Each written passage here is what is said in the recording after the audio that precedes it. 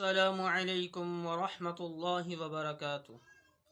میرے محترم بھائیو دوستو، آج میں نے آپ کو سرطان، طاعون اور پھوڑے پھنسی سے بچنے کے لیے مجرب عمل اور قرآنی وظیفہ بتانا ہے کہ سرطان، طاعون اور پھوڑے پھنسی سے بچنے کے لیے مجرب عمل اور قرآنی وظیفہ کیا ہے، آج میں نے آپ کو یہ بتانا ہے۔ بسم اللہ الرحمن الرحیم۔ یا مالک یا قدوس یا سلام، یا مالک یا قدوس یا سلام۔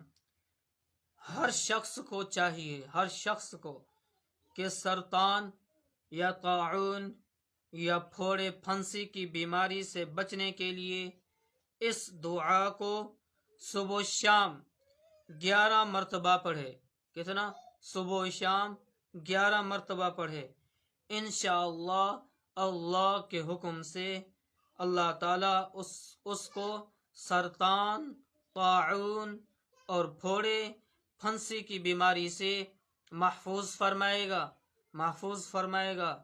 جو آدمی اس بیماری کا شکار ہے تو اس کے لیے یہ جو میں آپ کو وظیفہ بتا رہا ہوں یہ مجرب ہے، میں خود بھی کرتا ہوں، یہ مجرب ہے۔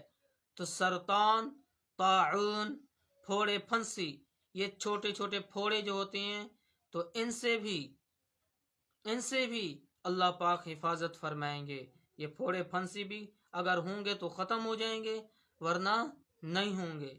یہ وظیفہ صبح بھی کرنا ہے اور شام کو بھی کرنا ہے، تو انشاءاللہ اس سے آپ کو بہت فائدہ ہوگا، بہت فائدہ ہوگا۔